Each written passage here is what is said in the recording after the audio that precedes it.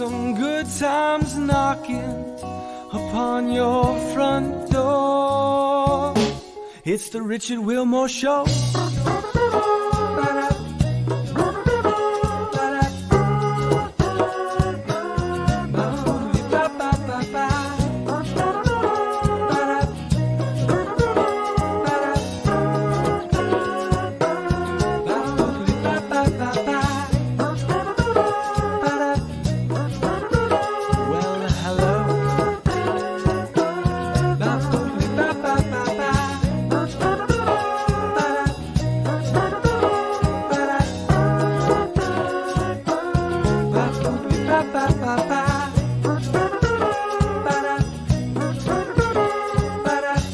Ladies and gentlemen, Mr. Richard Wilmore.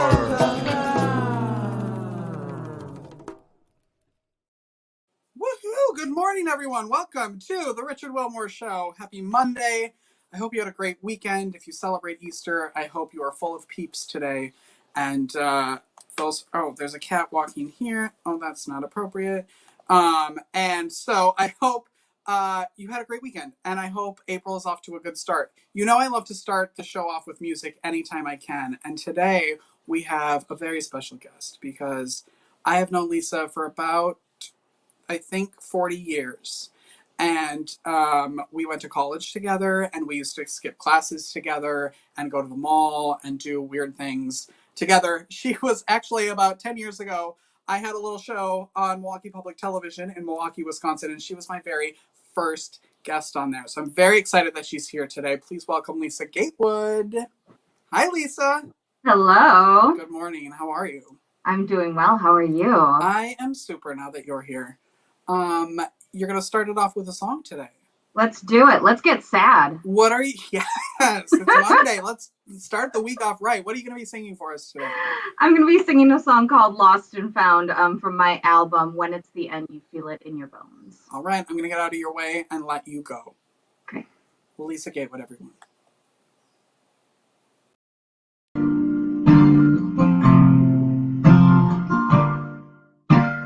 I drove all night to St. Paul for you, trying to find a safe point of view, blinded by grief, called for by the road. You stay where you are, I'm coming home. You stay where you are, I'm coming home. I've rested all my hope in your sweet side. We lost everything, but you can't say I didn't try. When it's the end, you feel it in your bones. You stay where you are, I'm coming home. You stay where you are, I'm coming home. This is a song for the lost and found, the accidental sailors who have all but drowned. I can hear your voice calling, it's so long. Oh, my heart, oh, my heart, my heart, oh, my heart.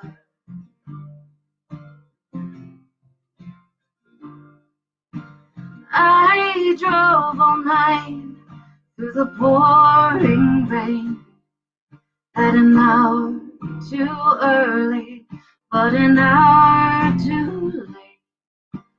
When it's the end, you feel it in your bones.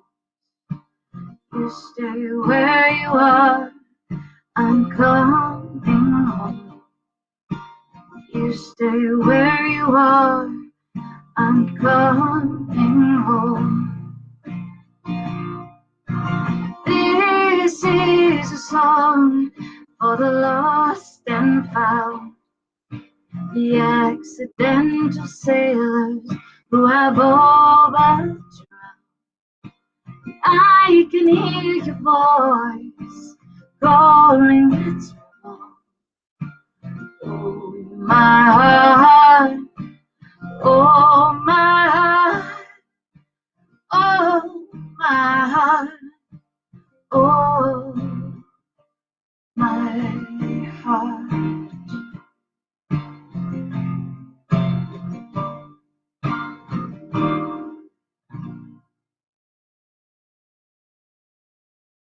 Foosballs. Funny name, serious plant power, healthy whole food goodness in one single bite. Listen up, y'all. Let's enjoy some great vino together. Let's do a virtual wine tasting, enjoy exclusive artisan wines, and join the club. Neon Castaway. Handmade accessories for a colorful life. Teenus. Handcrafted, farm to cup, organic, quality. The Classic Theater, creating excellent theater in San Antonio, Texas that is relevant, diverse, entertaining, and transformative. Lisa, that's a beautiful song. Oh, thank you. And aren't you a sight for sore eyes? Well, listen, that's a beautiful song, but it's not from your new album. No, it's not. So, okay, so my most recent album, it's called Songs for My Friends. A couple of years ago, I did an AIDS Walk Wisconsin campaign where I said, you donate, I think it was like $20. It was way too cheap. I will write you your own personal song. Wow. And of course, because I have to be extra about everything, I literally wrote a different song for each person. So I wrote about 43 songs over 2 months. I would write them in about 5-10 minutes, and then I would record it really quick, and then I move on to the next one. So I never wrote anything down. And so I've released these songs. These are some of my favorites that just came out on my Bandcamp site, LisaGatewoodMusic.com. But I don't remember how to play any of them. So it's sort of a bummer because people are like, oh, I really like that. I mean, my favorite one is the first one, You're a Scientist, Brent Godey, who I'm working with on a project now. Brent Godey he's a real life person. And I don't remember how it goes. So I have to play old. I was going to say, so how, like, is there a way to then go back and figure it out, or is it just like gone? Probably. I mean, I probably could. I recorded them. Here's the thing. I'm not like a super good musician. So like, you know, some musicians like hear a chord, but they like hear a chord and they go like, oh, that's a G chord. Like, I don't even think about the names of chords when I'm writing or playing. For me, it's more like a pattern that I'm doing, and I have to remember what order the pattern goes in. So it would take me some time. I probably could. Clearly, I wasn't willing to invest that time. Really. Well, in 43 songs is going to take some time. It was a lot of songs. I want to put up the cover of the album because it is amazing, even though she doesn't remember how to play any of them. It's called Songs for My Friends, with that beautiful photo of you on it. Thank you. When did you, have you always been in love with music your entire life? Oh, always, always. So I grew up, my dad's a musician, my uncle was a musician, and so I grew up just like in a very musical household, and even those people in my house that don't play, like I can't think of somebody in my family who doesn't have a lovely singing voice. So, so yeah, I grew up loving, like, I wanted to be a backup singer for the Monkees. That was my first dream in life. And then, but I started playing I took guitar lessons really early on. Like I was a kid. And then in high school, I started like writing some really dramatic high school songs. And then I started really performing though in my 20s. Is that how you would describe your music, as dramatic? Oh my God. Just, I mean, like, have you ever met a sadder, more dramatic person? I mean, you have a point. No. You have a point there. But you are very happy in real life. Yeah. I think that's where, because I channel it, I like funnel it all into one place. Mm-hmm. But that's why, like, if you come to one of my shows, I kind of have to be myself between songs so that people don't worry about me. Yes. Yes, a live Lisa show is amazing because it's like all the emotions. You cry, you laugh. She's very personable where like she's talking to the audience in between the songs and making jokes, and then suddenly you're crying because of her music. How come the guitar? Like, what drew you to the guitar? The guitar was sort of the readily available instrument to me. My dad owns a lot of guitars, so growing up, they were sort of readily accessible. And um, I wanted to learn piano, but I didn't take lessons, and now I'm like too lazy to learn anything new. So I play the guitar. I play a little bit of ukulele too. So, but that's about it. I mean, and really for me, it was just about finding something that I could play so that I could sing, because singing has always been my first love. I don't like love. It's not like I'm sitting there jamming on my guitar ever. But so it was kind of necessity. Are you singing a lot at home? Not as much. It's kind of weird over the last year because now I work from home because of the panny, and I'm home with my husband and my stepdaughter all the time, and so I find I don't sing as much as when I used to be home alone sometimes. I still shower sing a little bit. I like to cry sing every once in a while. Like if I have a lot of emotions in me, I'll put on like some Adele, or like I've got a mix of playlist of cry sing songs that like are really good for just crying and singing. So I do that sometimes, but Right. Are you going to like I do. Yeah, as you do on a Tuesday. Right. I'm sure it's been a really long time since you've performed live. Is that any plans for that in 2021? Or are you still kind of feeling it all out? I'm kind of feeling it all out. I mean, I did a couple online shows early in the pandemic, and I found out really quickly that my audience is so much a part of my show that I couldn't really do it in a vacuum. It was too hard. I felt, exhausted by the end of it. So I am working on a really interesting project right now about time travel. So I'm working with a group called Cedar Block in Milwaukee. It's a group of artists who come together to use art to explore scientific topics. I did a show of theirs about maybe 5 years ago about the Higgs boson molecule. Now I'm doing a project on time travel. So that's keeping me sort of engaged. I'm connecting with them every 2 weeks. It's led by the brilliant Brent Godey, and I think I've discovered the secret to time travel. So wow. Are you going to come on this show and reveal that, or how is that going to work? Maybe. Curious. I mean, I'd love to come back at some point and talk about it. But yeah, I mean, I think about it a lot now. It's like all I think about is time travel and like reincarnation and molecules. Are you writing songs about it, or how is this working? Oh, interesting. So we all kind of contribute whatever we're called to contribute. It's going to launch very soon. So I'll make sure that your show gets the website for our ostensible time portal, where we're all putting up our contributions. The first thing I did was a sort of spoken word time capsule with videos from the last year. And I'm working on a song right now called I Am the Time Machine. That is almost done, so that'll probably launch at the beginning of the project too. But it's an exciting way to come together, even in these virtual times, and still feel like you're connecting and you're getting that the creative juices flowing. That's fun. Yeah, that's exactly why. Like my show is supposed to be in person, and you have an audience, and you engage with them, and we play games. But I still needed to talk to people, and that's why we started doing virtual stuff, because I just, y'all are still making music and doing great things out there, and we still need to talk about it. Say things like y'all now. Yeah. I've been in Texas for almost 4 years, and now I say y'all. It's true. But Ollie was just back in Milwaukee, and the accent will come back like that. And when I talk to my younger brother on the phone, because he has a very thick Wisconsin accent. So there are no y'alls, because he yelled at me and told me I'm not allowed to say it because I haven't lived here long enough. Whatever. How can people best support you, Lisa? Go to my Bandcamp site. You'll see the web address there. Will take you right there. You can also listen to me on Spotify and iTunes and CD Baby, and kind of anywhere you find music. But the Bandcamp site is always the most current. So there's a couple albums not up on Spotify that are on the Bandcamp site. You can make donations there as you download, but I like to make my music accessible. So you can stream it for free. It's a name your own price for download, but please go check it out.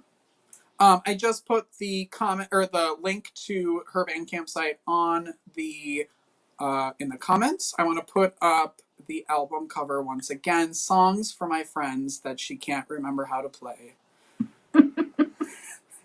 Lisa That's the Gatewood. full title. That's the full title, but we didn't have, the font was too big and we couldn't fit it all on the cover. That's right. It's fine. You flip it over and then it's on the back if you get a physical copy. Lisa Gatewood, thank you very much for being here today. It is so great to see you, Richard. I can't wait to see you in person. I'm going to kiss you right on the mouth. I love you. Love you too. Bye, Lisa Gatewood. Bye. Lick Honest Ice Creams. Know what you're licking, y'all. Made in Austin, Texas since 2011. Unique flavors inspired by what's in season locally.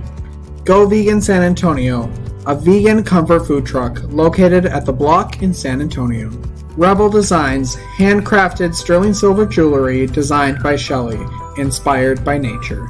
The Right Fit, style, makeup, and fitness, taking the stress out of getting dressed. We're back. Oh my gosh, and I have the wrong thing up there. I'm such a professional. Hi, Sarah. Hi. How are you? I'm fantastic. Thank you so much for having me. Oh my gosh, thank you for being here. Let's just jump right to that huge sign behind you because I feel like I need one for this show, the SJChilds show. Yes. What is that? So the SJChilds show is a show that I've just started. Basically, our mission is bringing value to families through education and resources and lots of laughs because we like to do that too. And where can people watch the show? And what, like, tell me what an episode is like. So I've just started, and our first season was called The Avengers of Mental Health. And I did a bunch of episodes with people that worked with, mental health, whether it was a life coach in England, a music teacher that teaches neurodivergent students, a woman who creates like meditation cards and affirmation cards for children, just some really powerful, amazing, empowering people. And this month's shows are all about autism, because April is Autism Awareness Month, and autism is a part of my family. So I'm just doing my part and making this Autism Action Month by educating all I can. I love it. Thanks. When did you then get called sort of to start things like the show and the books? Like, when did that all kind of come full circle for you? Yeah. So I started writing my children's books just as a hobby like 7 years ago. I have a physical difference that is also hereditary, and both of my children have it. And I wanted to let them know that things like a physical difference doesn't define who you are when you're out in the world. The relationships you make, the kindness you give, those are the types of things who make you who you are, not your physical difference or any type of differences for that matter. So I wanted them to be proud of themselves and just to have that confidence to know that, it was okay. And not to mention give the children around them a sense of it's okay to include them when you have the information that maybe, because when children see something they're not aware of, they usually handle things out of fear, kind of a fight or flight. And so when you give them a little bit of knowledge and you really empower them that way, it can make such a huge difference in how they connect with their peers, how they support their peers. And it's just so important. So I wrote the books. I actually published them 2 years ago. I have 7 published children's books. Yeah, you sent a graphic that I want to put up. And then I want to talk about all of them and have you kind of tell everybody what they're all about. Yeah. So I'll just go on the list here. So we have Doug, the dyslexic duck. And my husband and my youngest daughter have dyslexia. And I wanted to be able to show children what dyslexia could look like.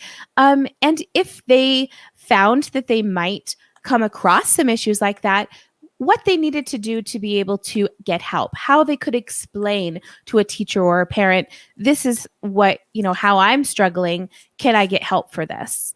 So that was kind of the idea for that book. And my husband did all of the artwork. He's a spray paint artist, so couldn't get any luckier with that one. Yeah. And then the next one is Anna the Kitten, a book about physical differences. That's the one that I was just talking about, just standing tall and being proud of who you are. And then we have Jack the Dog, and that's a book about Down syndrome. And I am so lucky to have just been blessed in my life to have amazing friends with Down syndrome. And they carry the most love in the entire world and give it freely to everyone, no matter who is grouchy at them or anything. It's like free love for everyone. That's, from my experiences. So I have a good friend, and I dedicated this book to him to just celebrate him and his success in growing up. And then the next one, which was really, really dear to my heart also, DJ the Bear, a book about a bear with autism.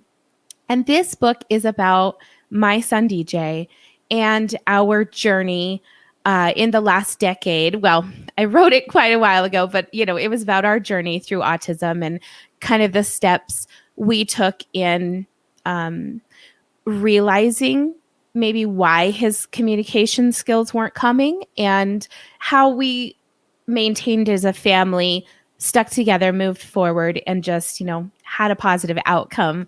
So it was great.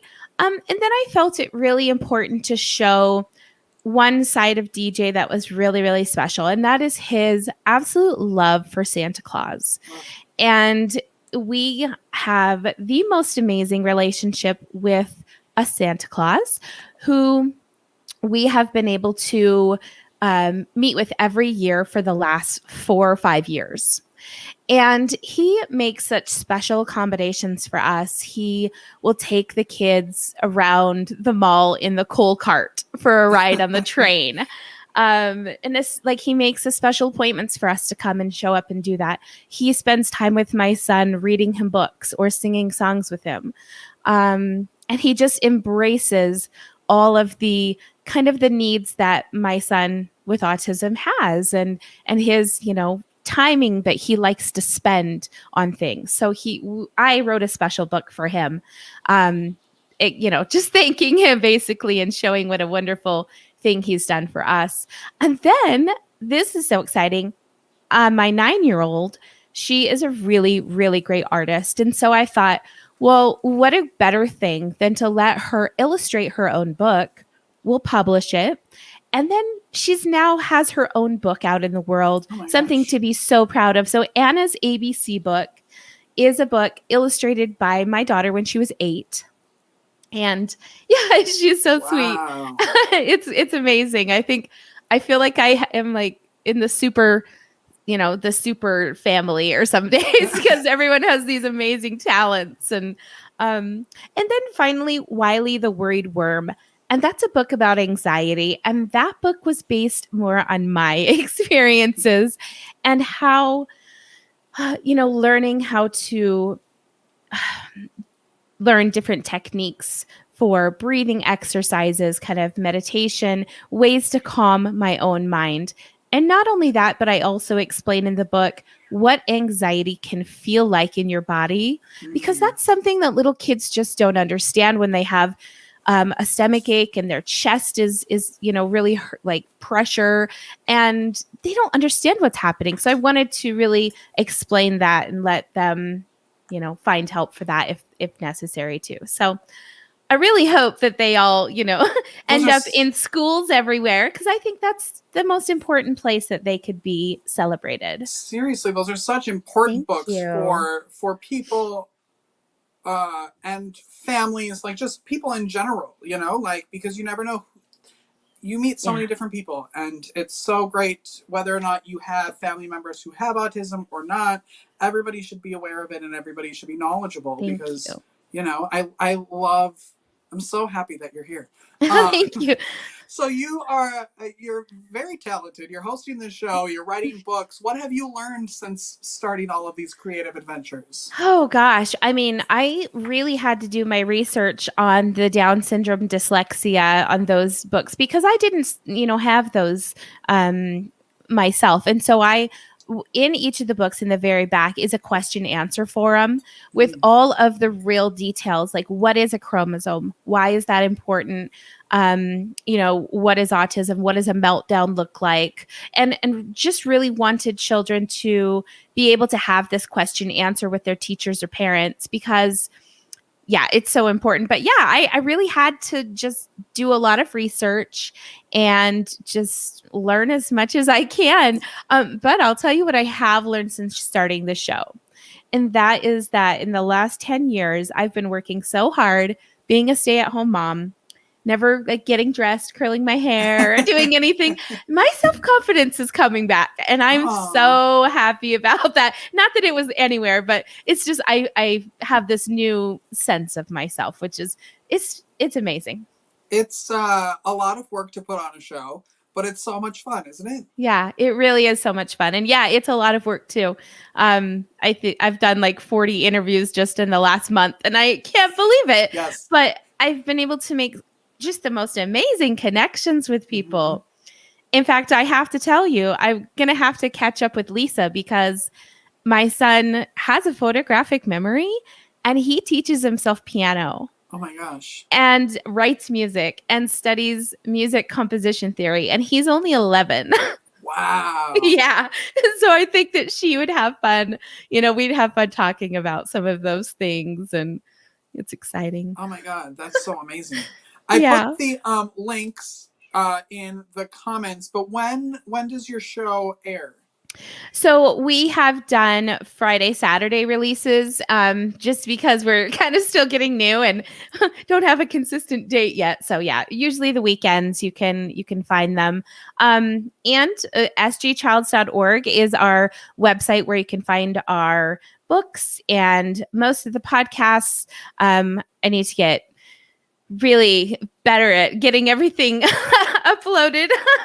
Yeah, it's a lot of fun. But we're on Facebook, Instagram, YouTube, SJ Child Show, and on Facebook, the SJ Childs Books for Children. You can find us there too. So yeah. I love it. What else is coming up in 2021 besides the show? Are you writing any more books? We have some books we're working on. We have just a few different subject matters that kind of haven't been narrowed down yet. We have so much going on that we're trying to work towards. Obviously, doing the show. And then I'm actually doing a piece. I'm making like an autism guide called The 5.5 Steps of Autism to just help parents with those first steps of what to do, because they get all of the information and it's so overwhelming and you're already kind of going through kind of a grieving process sometimes, and maybe not for everyone, but certainly for myself.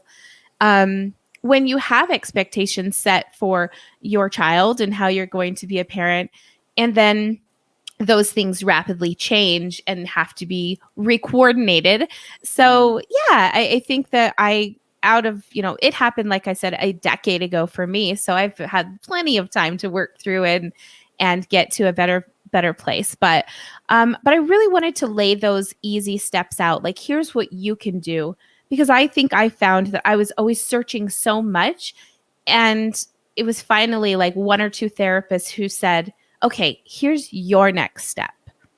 Everybody's helping him, getting him therapy, but we need therapy too. Like, we as the parents, we need to know what to do next too. Right. So I thought that was a really important piece that isn't necessarily missing, but isn't as easily accessed.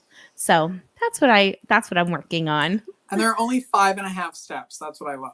5.5. Yeah. And the reason we made it 5.5 is because autism is not like, it's not straight in any way. It's like, and so we thought that was cute way to do it. Yeah. I love that. Would that be your advice for parents, is, kind of learn and get help for themselves as well? And 100%. Yeah. Yes, absolutely. And there's so many resources today. There's so many support groups.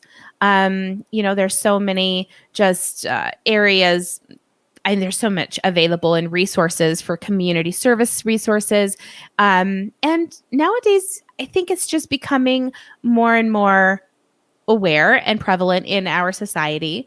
The numbers of autism are striking, and it's on a super rise of 3 times per year.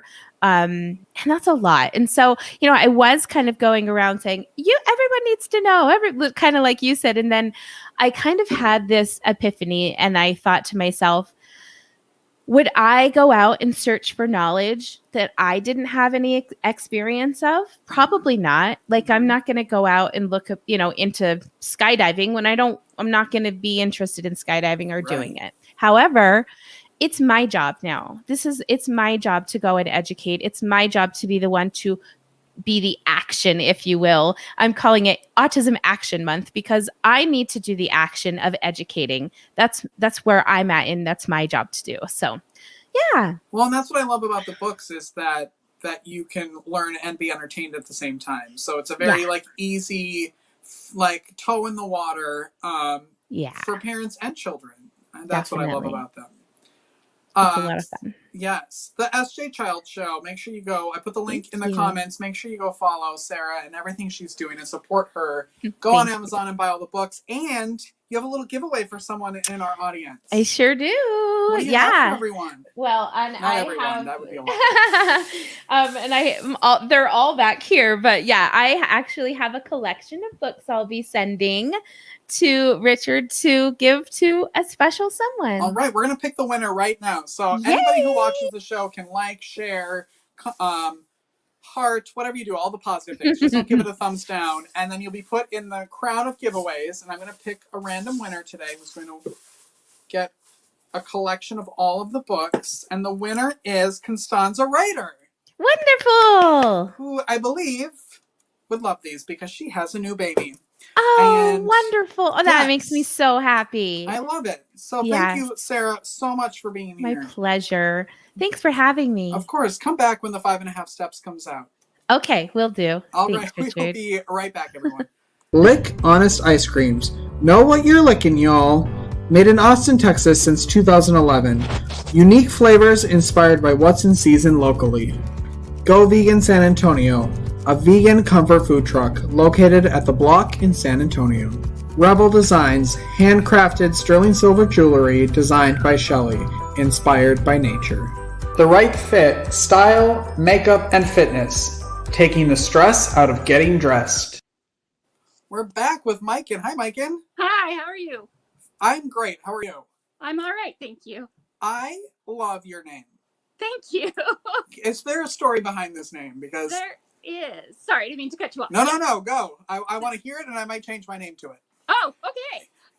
Actually, my dad was born in Sweden, so my grandparents obviously were also born in Sweden. And my grandma was born in northern Sweden on a farm in 1911, and her best friend growing up was named Majken. So I actually have an older sister who my mom and dad thought about giving her the name Majken, but then when she was born, my mom couldn't remember it. They named her Kristen. And then when I was born, my grandparents lived in the same town as my parents, and my mom remembered, and so I was the one that was... And then you were just the token Majken. I was the token Majken, but I love it too. I really do. It's so unique. I love it. Thank you. It's actually very unique in Sweden too. Like when I went there as an exchange student, people were like, "How do you pronounce your name?" And I'm like, "It is from Sweden." And then you had to teach them. Really old name. It's like Hazel. Yes, it's so fun. When did you begin writing? Well, I kind of began writing as an accident. We had a really tumultuous couple of years. My husband and I have 4 children, and we were living in Nevada. And he was transferred with his, well, I guess international, but mostly United States company to Atlanta, Georgia. And a year to the day that we left Nevada, all of a sudden his company was like, "Yeah, we're dissolving your whole entire unit." So here we sat with 4 pretty young children and didn't really know anybody. And it was stressful. You know, getting a job nowadays is so much who you know and not so much what you know. Mm-hmm. So not really knowing people, my husband really struggled for a while to find a job, and it was stressful. So I just had an idea pop in my head one very cold January day, standing in the shower. And I was like, I wonder if I could do that. So I hurried up and ran downstairs and wrote out the first page. And then I started making all of these little goals for myself. Like, can I write a chapter? Can I write 50 pages? Can I write 100 pages? And pretty soon, in about 3 months, I had this 500 plus page book. Oh my gosh. So then it became, well, then I started writing my second book, which I actually haven't published yet. It's in the process of finding a publisher. And another 3 months. And then I decided that I probably needed to start writing around and trying to find either an agent or a publisher for the first book. So Yeah, so that's in a nutshell. I'm an accidental author. I didn't know I had it in me, and it had never been on the in the plans at all. Wow. That's so amazing. I love when people kind of stumble across something that they love without like intentionally doing it. Yeah. It's still shocking to me that I had that inside of me. I've written 3 500-page plus books and have more ideas coming. So, uh, yeah, and kind of like, what secret recess of my brain was that hiding Right? in? Are you the type of writer who like forces yourself to write every day for a certain amount of time, or do you kind of, when it comes to you, that's when you sit down? You know, it's a compulsion. When it's there, it's a compulsion. So I do write every day when I have that compulsion. Unfortunately, the pandemic, as for everybody, it has really changed our life. And I have my husband working at home and our 4 kids at home all the time. So unfortunately, my writing has really dropped off this year. Um, but I do have some health conditions that require me to do certain treatments every night for about an hour. And I can't really watch TV because it's loud, and I wear a vest that shakes my lungs. So I'm kind of shaking. So it's not like I can write by hand or do anything really with, handiwork. So I just start writing on my computer because that doesn't seem to bother that. And so that's kind of my go-to time that I set aside to write because I'm already doing something anyway. And then if I want to continue, I do. And if I don't, I don't. And so it's really kind of laid back. But like I said, when I'm in the midst of writing a book, it's almost like a compulsion for me that I can't not write. It really aggravates me if I can't write. So, Do you write for yourself at all? Writing is like one of the best, like healthiest things. Like I call it word vomiting, and yeah. a lot of people hate that. But have you noticed anything like with yourself since you've started writing about if you've felt better or? I'm curious. Well, I don't really do a lot of like writing for myself. Like I don't really journal or do all those things that technically I guess I should be doing for my mental health. Everybody should journal. I think it's a good idea, but I just don't do that. I do write for myself though, in the fact that the books are what I like to read.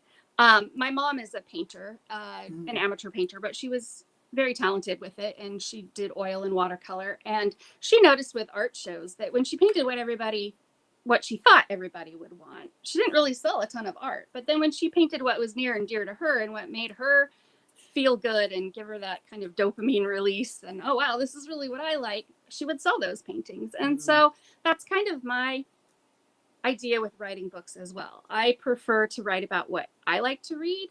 And I think that when you do that, your passion really comes through. I've thought about trying different other kinds of genres and things, and I'm like, my heart's just not there. So I don't think I would do very well with it. But my heart is where I do write. So I love that. I also love that you've created like trailers for your books. I think that's so smart. Can you talk? I want to play both of them, but can you talk about A Good Kind of Crazy first and what that book is about? Sure. A Good Kind of Crazy is about a woman who spent her whole entire life doing what she was supposed to do. She got married, had children, and two of her children were out of the nest, and one was getting ready to fly, and she finds out that her husband's having an affair. So she reconnects with her best friend who lives in Los Angeles and is a caterer for Hollywood, and they go up to work on a show in Canada on set, I guess, on location shoot in Canada, and all that transpires after that. So it was actually a really great book for me. My children were a little bit younger at that age. I'm actually starting to kind of get to the point where my 2 oldest are kind of getting ready to flee the nest soon, or fly from the nest soon. But it was really cathartic to write those feelings of, women do have a really strong transition in their lives from going from mom of children to mom of young adults and adults. And it is kind of a scary, uncertain time where it's kind of like, wow, 20 years of my life has been devoted to this, and now what do I do? Yeah, what's my identity? Who am I? Exactly. And a lot of women, of my friends, myself, a lot of women I've talked to kind of flounder for a little bit because their interests when they were 20 or 25 are obviously quite a bit different when they're 40 or 45. Yeah. So it is really kind of an identity crisis of sorts. And so that was really fun to write about her finding herself again along this journey, and also opening herself up to the possibility of love again after being hurt. And so it was actually a really fun book to write. So I love it. Okay, so to get people even more excited, we're going to play the trailer for the book. This Okay. is a good kind of crazy. Thank you.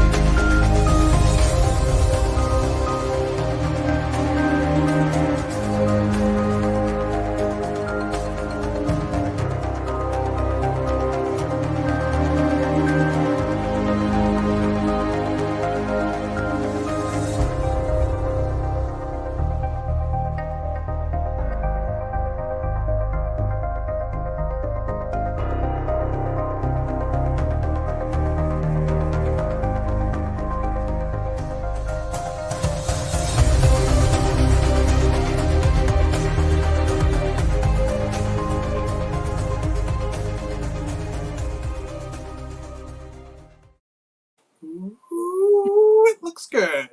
Thank you. That's exciting. And then what about Western Skies? Well, Tell everybody Western about that. Skies is it. I kind of call it a prequel, even though it's not really. I actually wrote it as my third book, and it is the story of the TV show that Jen and Kat are on set of in Canada. So the TV show is called Western Skies that Kat is working on in Canada. And it is a historical fiction TV show. So basically, I wrote out the plot as a historical fiction of Western Skies. So it's kind of a prequel, but you can read them in either order.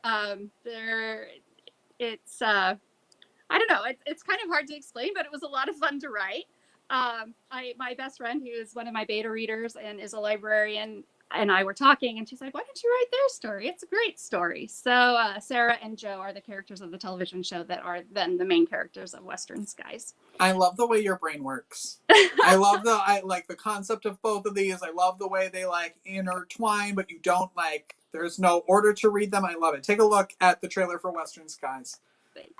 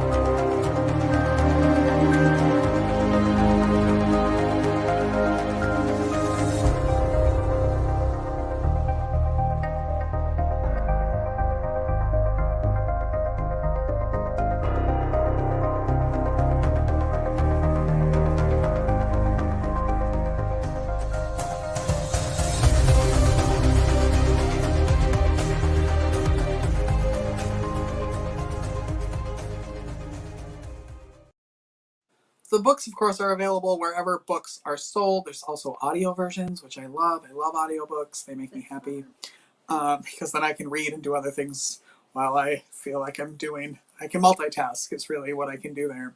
I also threw the link to Majken's Facebook page in the comments of the show, so click on over to there. Majken, thank you so much for being here. Thank you so much. And if I could just add really quick, the woman Yes. who voiced both novels is amazing. Jen Carmody is her name, and she is a voice actress who has really perfected her craft. So she is amazing. She really brings the books to life. Well, then maybe she should come on here and talk about it. She should. I think so, for sure. We'll make that happen. We'll make that happen. Thank you very much for being here. Thank you so much. Thanks for having me. Have a Of good one. course. We will be right back after this commercial. Thank you so much. Foosballs. Funny name, serious plant power. Healthy, whole food goodness in one single bite. Wineria SA. Let's enjoy some great vino together. Let's do a virtual wine tasting, enjoy exclusive artisan wines, and join the club.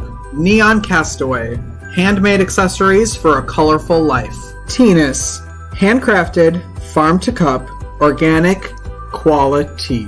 The Classic Theater, creating excellent theater in San Antonio, Texas that is relevant, diverse, entertaining, and transformative.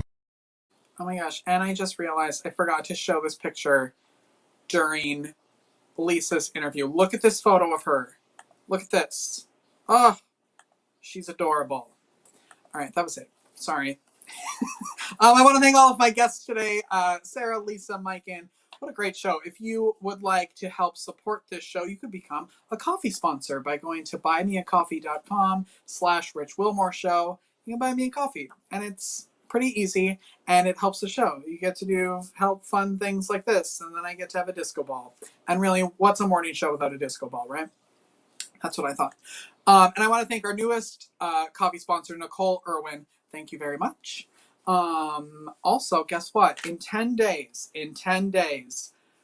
the launch of Arts for the Health of It, the podcast, premieres on, Spotify and iTunes and all of those things. I am your host of said podcast, and I wanted to show you a little clip, a little teaser of what's about to happen on the first season of Arts for the Health of It.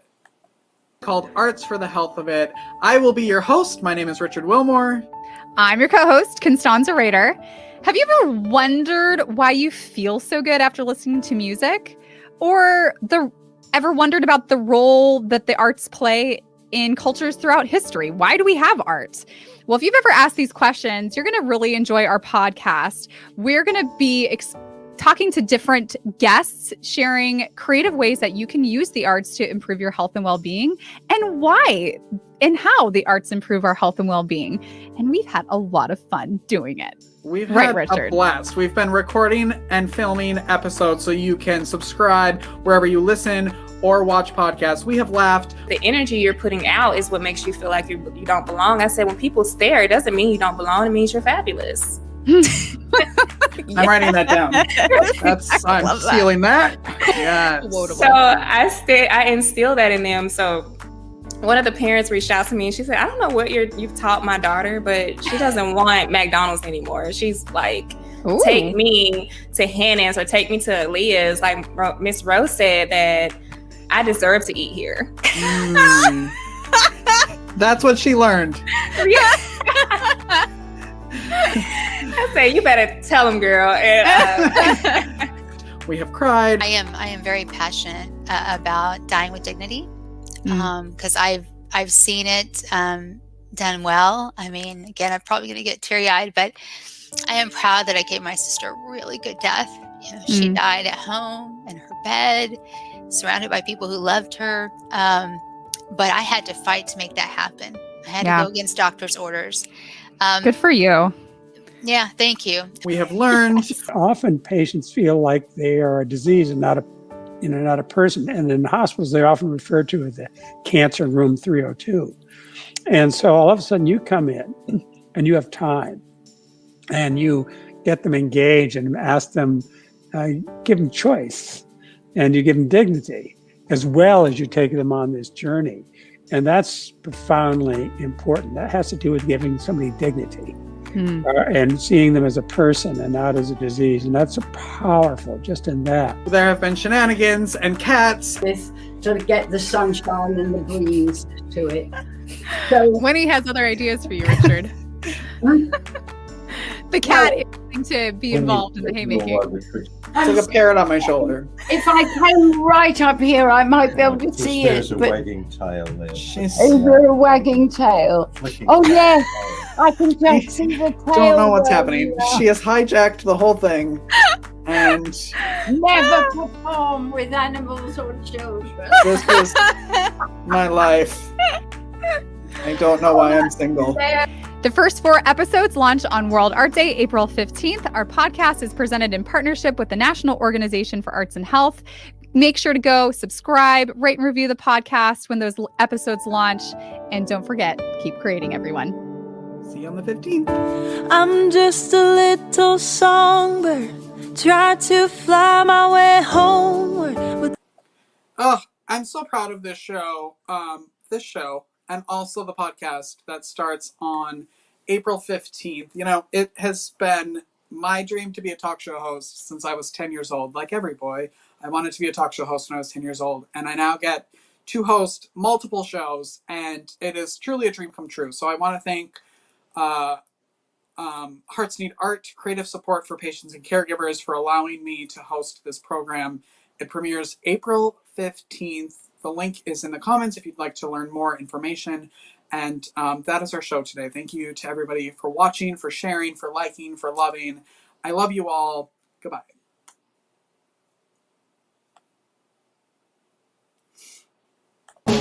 It's the Richard Wilmore Show.